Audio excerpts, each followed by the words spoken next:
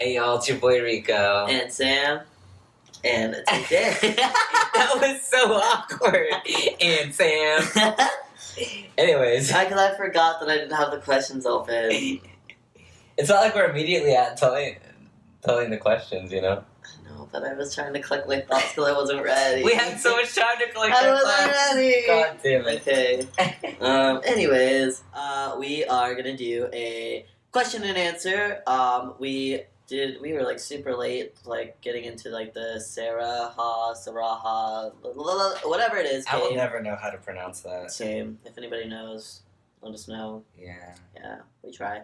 Anyway, so yeah, we know that like nobody uses it anymore, but like we couldn't think of anywhere else to do like anonymous questions, so we did that, and we got some questions, and here we are to answer them. Woo! Yay! How do you deal with being short guys? I'm 5'2", and sometimes I'm just so convinced that I'll always be so obviously trans because of my height. I also get so self-conscious in a group of tall guys. In my mind, I know it truly doesn't make me any less of a person than anyone else, and that what matters is my personality and what I bring to the table, but when I'm in the moment, it's awkward and uncomfortable, and I get in my head about it. Do you want to answer that first? Sure. Okay. So, I talked about this before in like the dysphoria video, because Rico and I are both 5'3", so we are pretty short. Yeah. And what I've always done is, like, if anybody, like, notices how short I am, like, especially, like, cis people that, like, I don't really, like, know per se, or if anybody, like, makes comments on it or, like, looks at me funny about it, I always make jokes about myself. So, like, I always tell, like, basically, like, the same story, and it's basically that all my uncles are, like, over 6'2", which is true, and my dad's, like, 5'11", and my mom's, like, 5'6", and my sister's, like, 5'5", like, and I'm the only 5'3" person in my entire family. Everybody else is, like, fucking gigantic. And basically, I just tell them that, like, I don't know what happened to me, that, like, I just got the short end of the stick, and that I blame it on my intake of caffeine as a child. And I just, like, you know, they warned you, don't drink Red Bull as a kid, and here I am, I did it, and now I'm short for life. So I just make stupid jokes and tell stupid stories, and then after that, they just don't question me anymore, and they're just like, oh, he's just short. And I'm like, yep. How about you? I mean, yeah, most of my friends are, like, super tall, so I totally get that. It sucks sometimes, because, you feel like you stick out like a sore thumb, but how I've mentioned in previous videos, like Sam too, I just view it as, like, everyone has their thing they're not happy about with themselves, or they wish they could change, and not all, the only guys that are short are not just trans men. There are short cis guys. I see, like, guys that are fucking 5'3", like me, walking around too. Like, it's not just trans guys, so don't think that you're easily clockable because of your height. So regardless of being trans, like, cis people have insecurities too. If it's not their height, it's their weight or anything else. I would just, like, exude confidence. That's what I do. Like, yeah, I'm 5'3", but, like, that's just one part about you. You know what I mean? There's as long as, like, you're cool to be around and you're confident, then, like, people will just forget your height. It's really not that big of a deal at the end of the day. Yeah, for sure. Okay. Next question. Did you ever, in the beginning, feel like quitting HRT or that you weren't valid? I don't think that I ever felt like quitting HRT, but there was a point in my life where I, like, questioned starting HRT, and that was mostly, like, I think we've talked about this in previous videos, but, like, there was, like, a point in my transition where I was, like, crossing that line of, like, toxic masculinity, and I felt like testosterone was making me somebody that I wasn't, and it was making me, like, this really gross, like, typical dude bro kind of thing. Like, I just didn't want to be that person.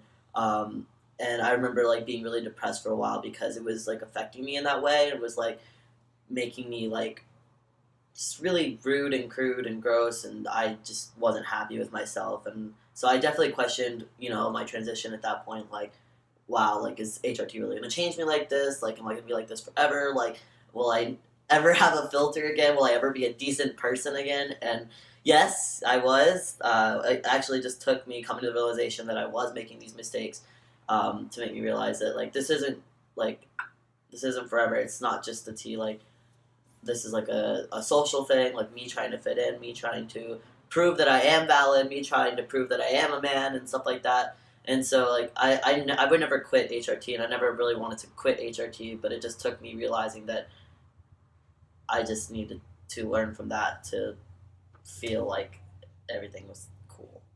If that makes sense. Yeah. Have I ever not felt valid? I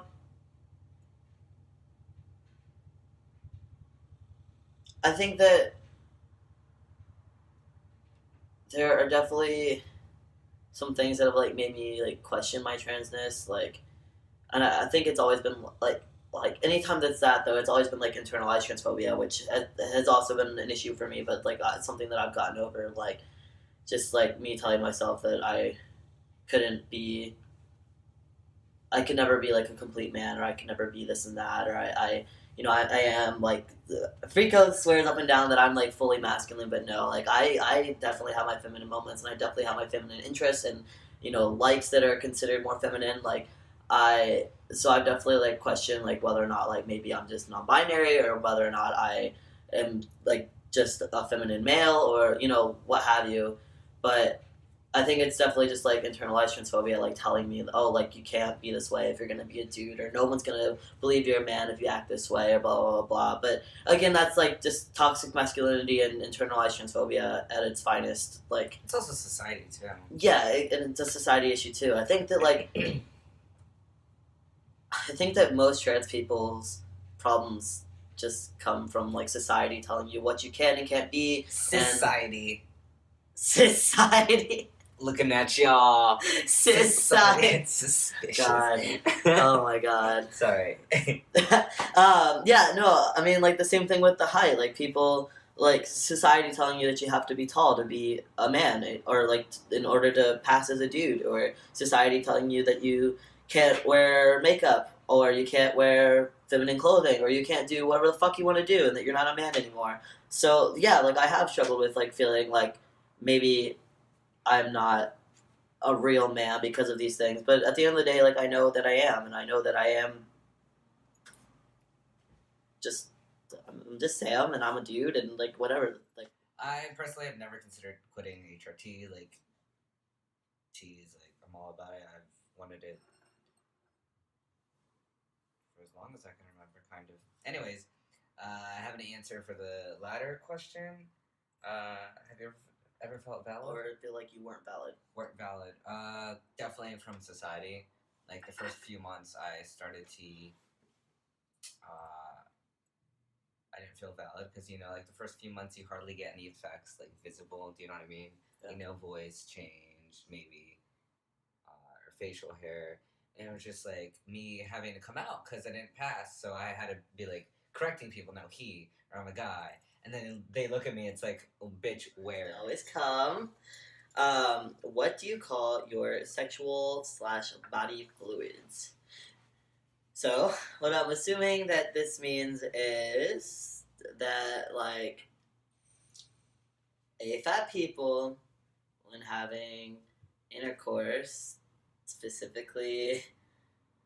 What are you getting at? Okay, so, like, when we use our bonus holes and have sex, there's fluid that comes out, like you're, like, squirting, essentially.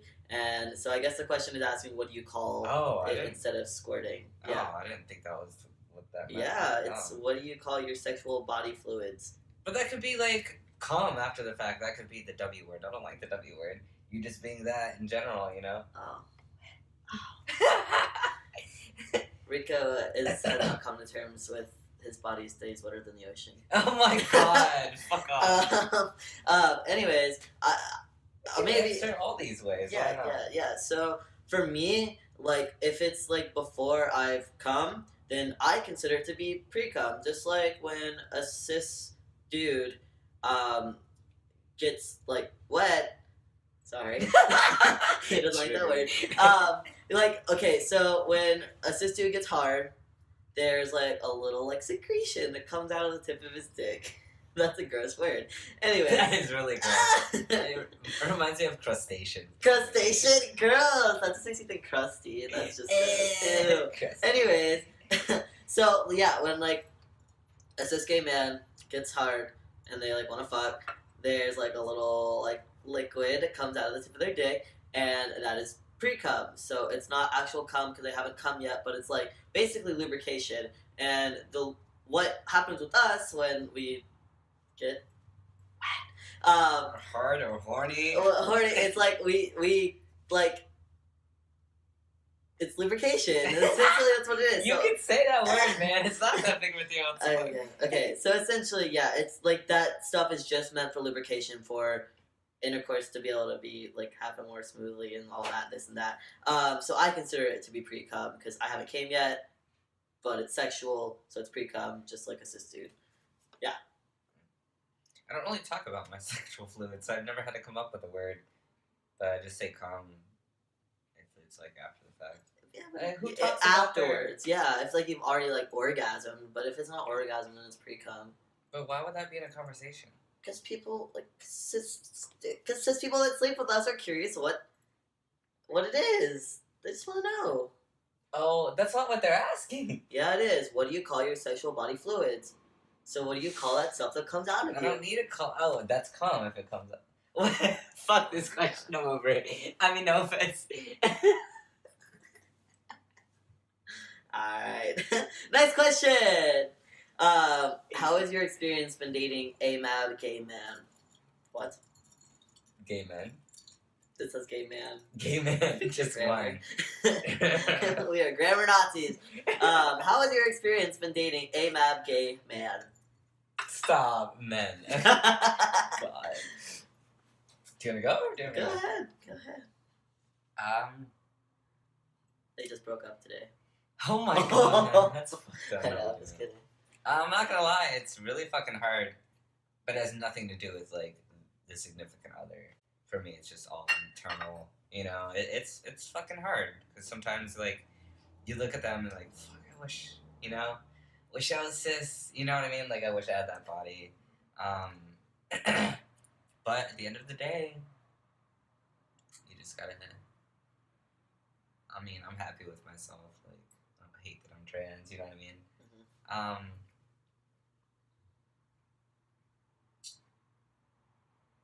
I really didn't think of that question so hard. Let me think. Okay. What are you talking Yeah, so for me, like, diving into, like, the gay male dating scene has definitely been a trip. I guess I've definitely, like, faced my insecurities, like, you know, what if they like me, but then they find out I'm trans? Or what if they like me, but don't find me sexually attractive because I'm trans, or don't find me physically attractive once they see any of this? You know what I mean? Like, just, like, what if they don't like it once it gets down to that? Like, what if they just don't know how to take it? And, like, that's definitely been, like, an insecurity of mine is, like, okay, well, what if they don't like my body? Like, I can't help my body, but here it is. Like, what if I start dating somebody and they realize they miss cis men and realize they miss, like, you know, dick, like, you know what I mean? Like, because it's, at the end of the day, it's different, like, you know, like, like having, like, a prosthetic and having, like, a cis dick, like, it's different. And, like, so I do get, like, insecure, like, okay, well, what if I start dating somebody and they, like, miss this or miss that? And that definitely sucks. And, yeah, like Rico said, I definitely, like, will, like, compare myself sometimes, like, fuck, like, I don't have that chest or that body or that anatomy, like, I don't have the same things that he has, and, like, I wish I did. So, like, looking at, like, cis men that I'm interested in, like, you know, it's just hard to deal with that sometimes. It's hard to find words for this question. It's yeah, well, I never even said, like, I've only dated one cis gay man. I'm dating him right now. So, like, it's mostly new experiences for me. I've had boyfriends in the past, but they were trans, so I've never, like, been in a relationship with a cis man, and it is completely different. It's crazy how much anatomy will, like, changes things. Do you know what I mean? Like, I don't know, but how to put my thoughts into words, so I might just skip this. Okay. Yeah. Last question. I know there is facial feminization surgery for trans women. Is there anything like that for trans men? Like operations or procedures that are common besides the top, bottom, middle surgery that y'all previously talked about? Yes. There are surgeries that are made to specifically like contour your body to be that of like a man's. Generally, what it'll focus on is liposuction in your hip area. So taking that out so that way your hips are more straight, not so curvy. Just like filling out like your hourglass figure essentially. I think that there's something that can like help with like Adam's apples. I think there's something like that can help with like your jawline. I Um, mean, I'm sure there's cosmetic surgery for everything. yeah, But yeah. honestly, I don't think trans guys do that. No, they do. A lot of shit like that? It's mostly the body contouring. That, yeah, like lipo, yeah. Yeah. So I think that we don't really have to focus on our face so much because like testosterone changes your face a lot. Like if you go and look at pictures of me from before, I definitely don't look like the same person. Like it is completely black and white. So that wraps it up for this video. You know what to do. If you like this video, please like, comment, share, and definitely subscribe. And we will see you next week, y'all. Bye. Like